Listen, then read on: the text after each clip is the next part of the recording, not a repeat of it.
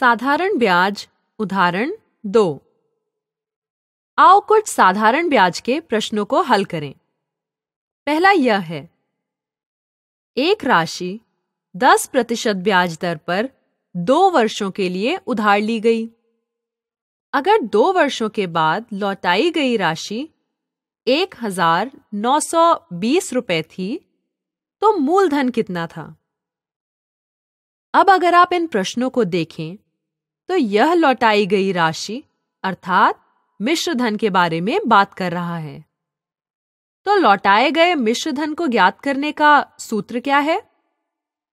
सूत्र है A बराबर है P जमा I, जहां A बराबर है मिश्र धन के, P बराबर है मूलधन के और I बराबर है ब्याज के। और साधारण ब्याज ज्ञात करने का सूत्र है PRT भाग 100।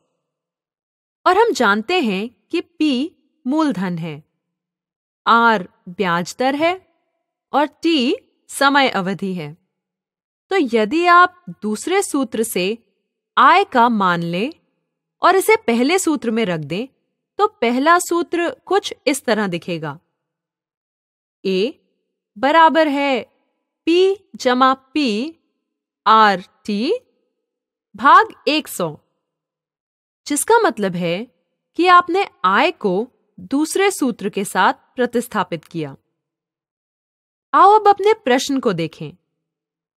यह कहता है कि 10% प्रतिवर्ष की ब्याज दर से उधार लिया गया है, अर्थात R बराबर है 10 के। प्रति वर्ष का मतलब है हर साल, तो यह 10% ब्याज दर प्रति वर्ष है और यह 2 वर्षों के लिए उधार ली गई, जिसका मतलब है T बराबर है 2 और 2 वर्षों के बाद वापस मिश्र धन 1920 है, जो कि A है। तो आओ इन सभी मानों को लें और सूत्र में डालें, तो यह कुछ ऐसा दिखेगा। 1920 बराबर है P जमा P गुणा 10 गुणा 2 भाग 100। तो अब हमारे पास P के सिवाय सभी मान हैं। वहां पर P क्यों नहीं है? क्योंकि P मूलधन है और हमें इसे ही ज्ञात करना है। और अब यह प्रश्न सिर्फ समीकरण हल करने जैसा रह गया है। यह एक समीकरण के प्रश्न की तरह दिखता है, एक चर वाले समीकरण प्रश्न की तरह।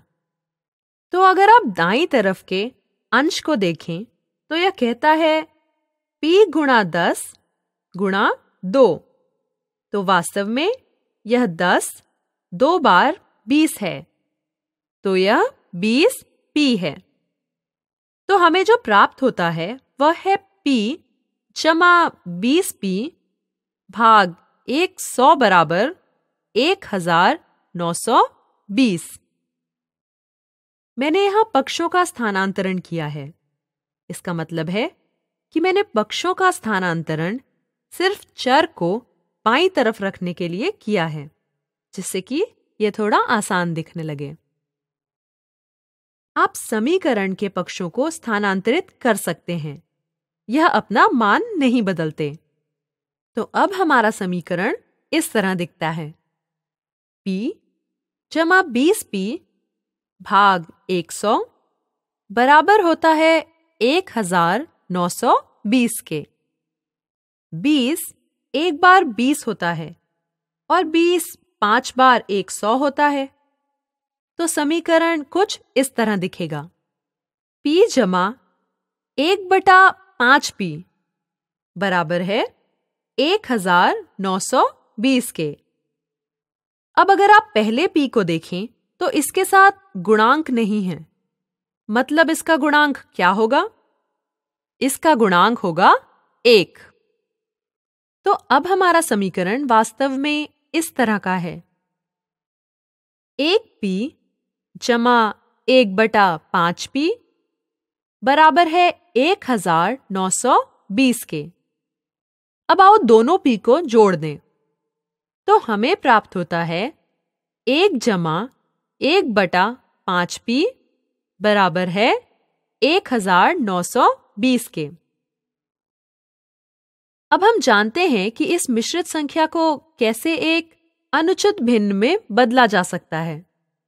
5 एक बार 5 होते हैं, जमा 1 बराबर है 6, तो 6/5p बराबर है 1920 के।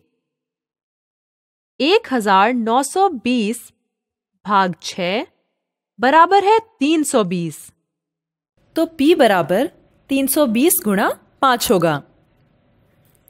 320 गुणा 5 को गुणा करने पर होता है 1600, तो मूलधन होगा 1600 रुपए।